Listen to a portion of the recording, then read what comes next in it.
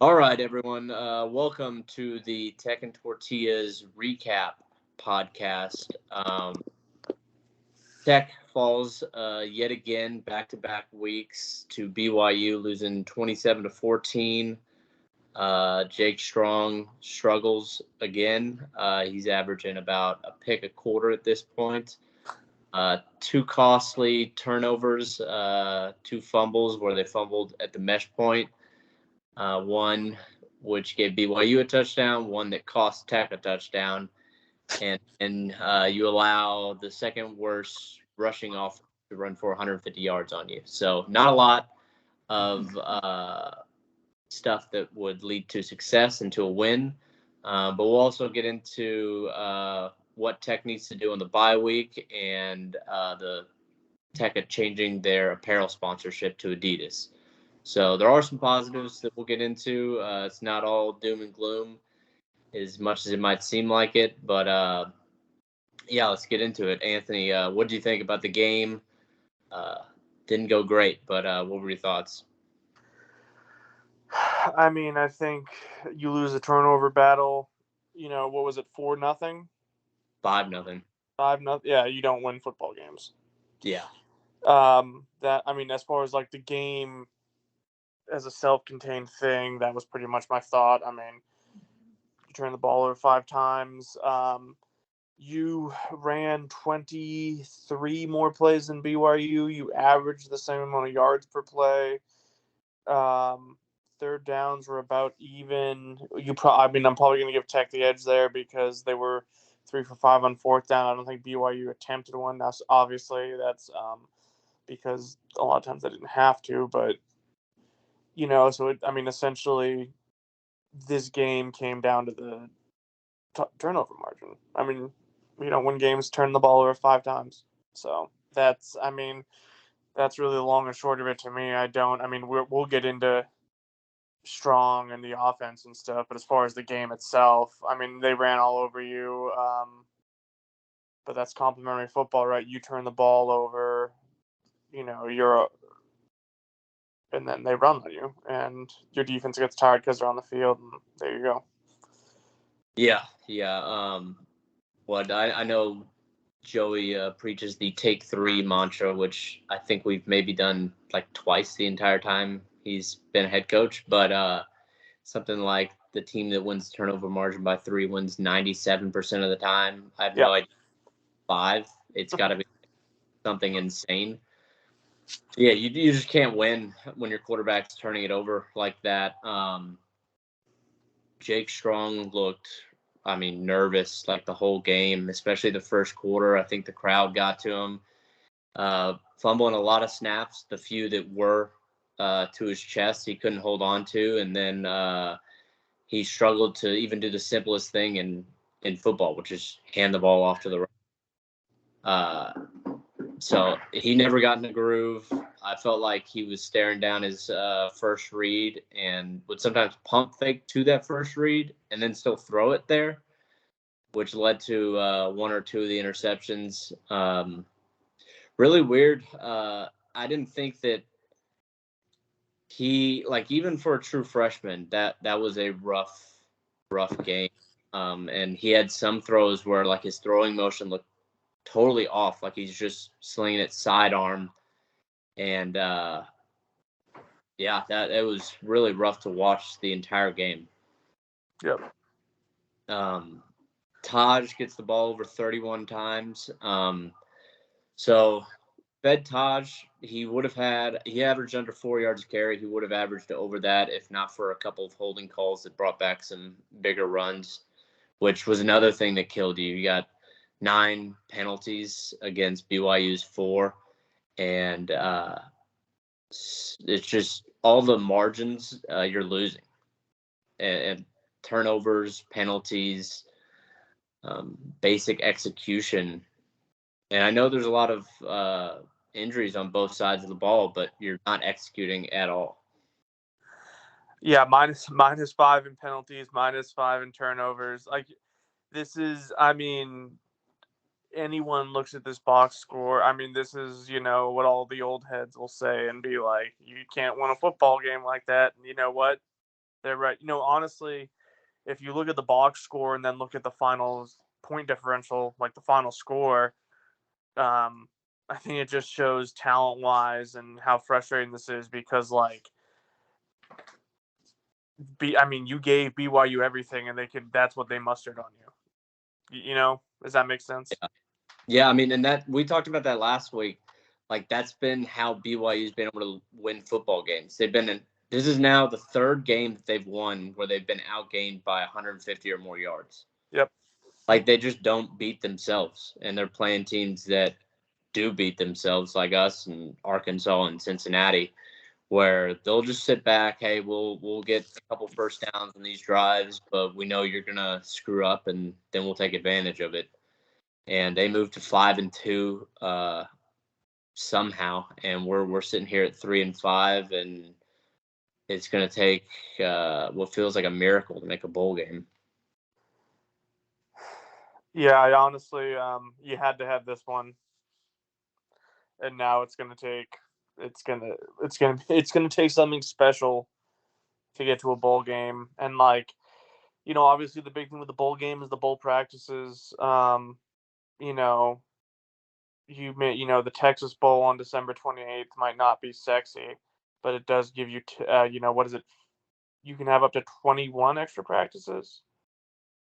I'm not sure what the number is. I know it's up there, at least like 15 or so, which is huge, especially there's such a huge gap on this roster between these old 5th and 6th year guys and Joey's recruits that are freshmen, sophomores. Yep. That's so important to get those guys reps, and it's looking more and more like that might not happen. Yeah, the chasm between the COVID, seniors and the roster churning that Joey did, which I think the roster, how he's built this roster is good. So I think that's a huge positive of McGuire, but Yeah, just the nature of it thrown in with COVID, there's the middle is kind of falling out.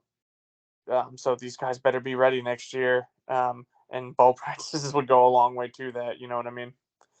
yeah. There's not a lot of 3 and 4 year guys on the team right now. It's a lot of, like I said, older and younger guys. So we'll see. The bye week here is coming at a really important time. Maybe it would have been better to get it last week, but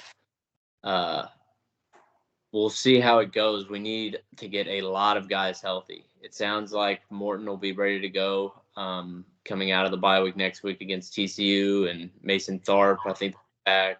Jacob Rodriguez is supposed to finally get back. But I wrote this in my notes. I was like, we haven't seen it that much this year, but I've been asking, like, where's the brand? Where's the brand? You got to reestablish it, like, on this bye week and come out and beat the brakes off of TCU. It's a big week for the culture. It's a big, everybody needs to rally around it. Yeah, and there's been a lot to be made about these wideouts getting open, and the quarterback situation certainly hasn't helped that. But, man, you've got a lot of talented true freshmen, not only at the wideout position, but on defense and in the backfield. Like, open every position up. Like, hey, we've gone through 8 games now. There's 4 left. Everybody can play and keep their red shirt. So open it up. Let's see what some of these young guys can do. If they impress in practice these next 2 weeks, then let's give them a shot, because these starters have not shown you that they're capable. Nope. They haven't. They have not. Yeah, take advantage of the redshirt rule. Put a hat on a hat in practice and make guys compete. Try to light something. Try to find something in the off week. Yeah, and I know the coaches, I think they'll get a couple of days off here yesterday and today. Joey's normal press conference will be tomorrow. And then later in the week, I think they're doing a lot of recruiting visits. It's paramount that they secure this 24 class. I mean, this is looking like it's going to be the most talented tech class of the century. Going before Leach was here, you've got to go talk to these kids, make them understand that, hey, y'all are the solution. We need y'all here to fix this. Because you cannot afford to miss a bowl game and then have this recruiting class start falling apart as you get close to signing day. That's a death spiral right there. Yeah, no, this class, I think it's the highest rated class we've had in this, like you were saying, this century is the 2011 class, where we took 28 guys. And this class is a lot more talented than that class. This is really head and shoulders above anything, and that's why you hired McGuire. Like he is holding up his end of the deal right now. Yeah. So, and that's kind of how I would kind of segue into the next point. Like Joey McGuire is a good football coach, but he's not a great X's and O's coach, and that's fine. That's where the game is going generally, but he's very much in a Dabo Swinney mold. And what I mean by that is he's the culture guy, he's the recruiting guy, he is the CEO of the program, even on a level that a lot of these guys aren't now, because now they all have to be CEOs, but he is a step above that. And that means he has to get his coordinator hires right, and he has to know when to move on.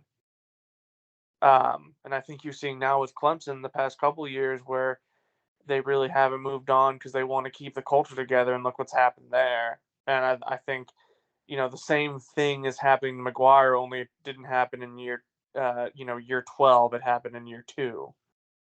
So I think that's something you got to take a hard look at. Like, he's not going to be Nick Saban tinkering with the defense and heading up the defensive backs. He's not going to be Mario Cristobal just getting those 5 road graders on the O-line. He's not even going to be even someone like Norvell or, who's going to be dialing up plays. Like, he's a culture guy, he's a CEO, and he needs to make sure his play callers on both sides of the ball are holding up their ends. And I just don't think Kitley is right now. And that's kind of where we're at. And this is tried and true territory. I feel like we go over this every week, but you saw what Jake Strong did against Kansas State. You saw what he did in the whole week of practice. And the fact that Kitley he's refusing to put him in a position to succeed or put the offense in a position to succeed. And I know, I don't want to hammer on him like super hard because obviously you're talking about the mesh point and like if you can't hand the ball off, you can't do that. And obviously Strong is the third string and there's no one really left, but if I see one more shot down the middle against a zone coverage where a safety just backs up and picks the ball off, I'm going to rip my hair out. Yeah, that's not the move with a freshman that is seeing ghosts like Zach Wilson. I don't understand. Also, we talked about this again a little last week. He's now had 4 weeks reps with the ones, and it doesn't look like it at all. No. He's not much improvement, and I know it's totally different when you get in a game and you're on the road, but Kitley's got to start coaching him up, and I think Kitley's starting to feel the heat big time because I heard McGuire say that him and Kenny Perry went to a Miami Dolphins game. They were trying to study some of that offense, see how they can incorporate that, get the ball to some guys like Dre McCray and some more creative ways to hand the ball off to Taj Brooks because, they know, I'm guessing that Jake Strong isn't the answer. He's not going to be able to win you any games at this point in No, his career. So they're even Baron Morton when he's injured is not going to be able to win you very many games because we've seen that arm strength is taking a big hit with the shoulder injury. Yeah, especially when you sneak him when he's got an injured shoulder. That really is not helping you. Yeah. So yeah, we'll see. Maybe with the bye week they can get creative with the offense and put in some new stuff. And I know that's harder on some shorter weeks to do. Right. But you definitely need to do it. Hopefully that Morton's ready to go next week. So yeah, it's not. Yeah, I mean, I think it's don't. He just keeps doing the same stuff over and over again. yeah. Well, we can move on to some good news. Came out yesterday that Tech is officially switching to Adidas for their apparel sponsorship. They'll no longer be an Under Armour school starting next summer, which, I saw a couple of people that were maybe upset about switching to a Mahomes branded apparel. And it still hasn't come out yet whether that'll just be football or if it'll be oh, Anthony, I think I lost your image here. Oh, wait. Back. There you go. Yeah, like I was saying, I don't think that it's come out yet whether it'll just be football that'll be or if it'll be all the sports. Either way, I'm all about it. It sounds like the money's going to be more than you were getting from Under Armour. I was watching the Locked On Big 12 with Chris Level. He was saying that you might have an opportunity to get more money from for NIL deals. Adidas might be donating some money to the Matador Club. So, I mean, wins all around. I know people have been getting tired of the uniforms that we've been rolling out. It'll be something new and exciting. Yeah, what are your thoughts about switching to Adidas? I mean, I'm ready for it. I was ready for. I mean, when Under Armour happened, it was a big deal. Was it 2007? Was the first year, maybe?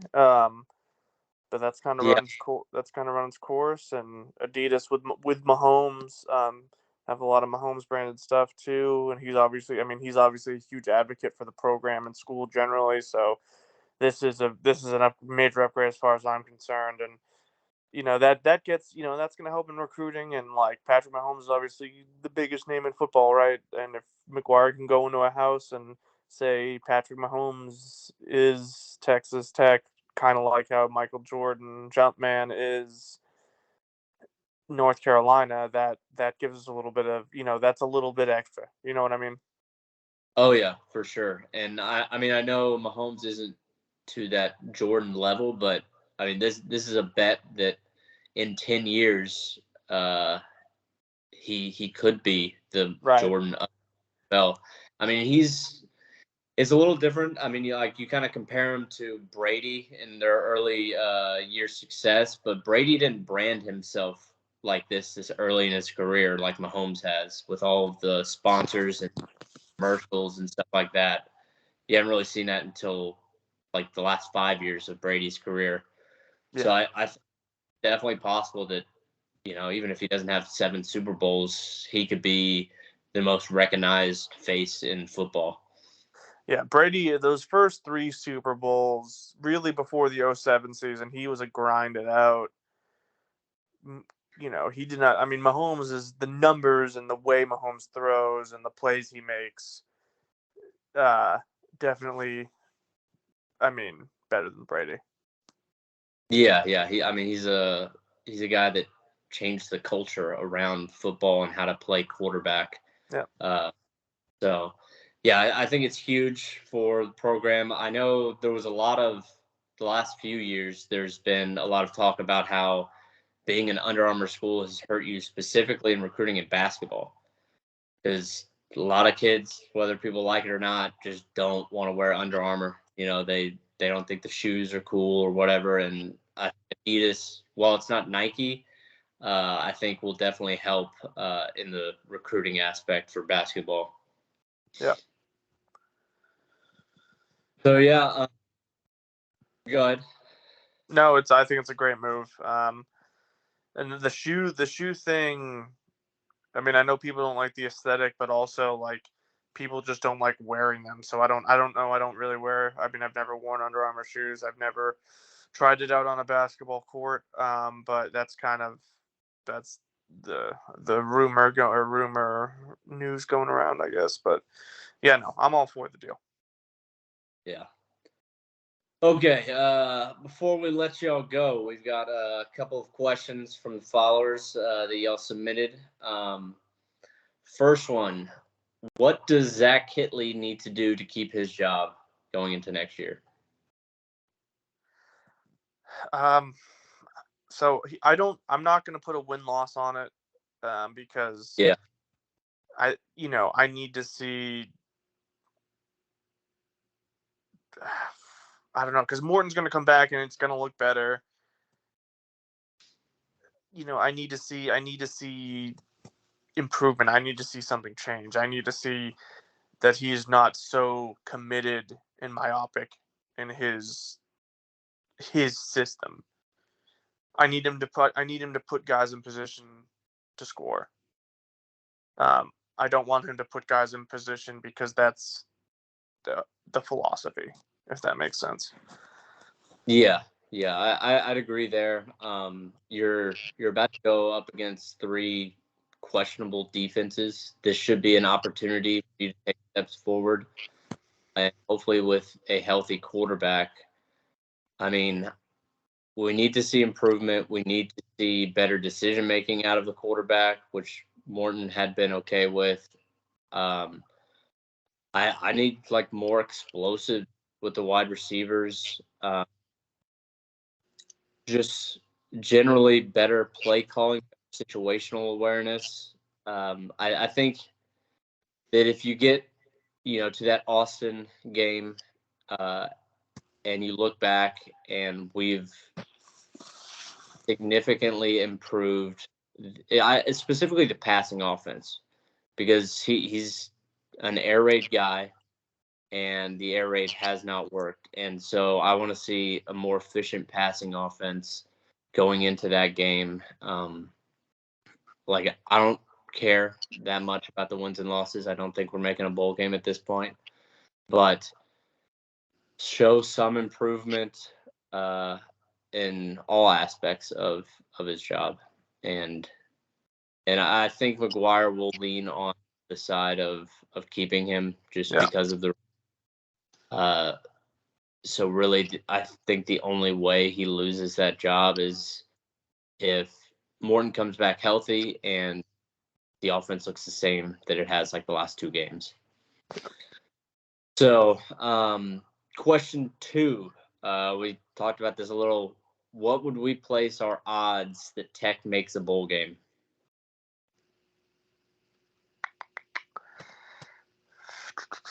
10-1, 10%. 10-1. You're going to need to probably win the next 3. You're only going to have maybe a 10% chance to win that game in Austin, according to Vegas or ESPN's FPI. 10, 15%. You're going to be favored, I think, again, TCU at home. You'll probably be an underdog on the road against Kansas and maybe a slight favorite against UCF at home. So, 10, 15% chance, I think. It would be huge, I think, for the fan base to have some more momentum going into next year and not just keep looking at our recruiting class as the only positive signs of the program, actually putting together some wins. So we'll see. And Quinn Ewers got banged up this past week. Who knows what that game in Austin looks like if he's still out. Go and steal one. Yeah. All right. Well, thanks everybody for tuning in. Make sure you like and subscribe the video.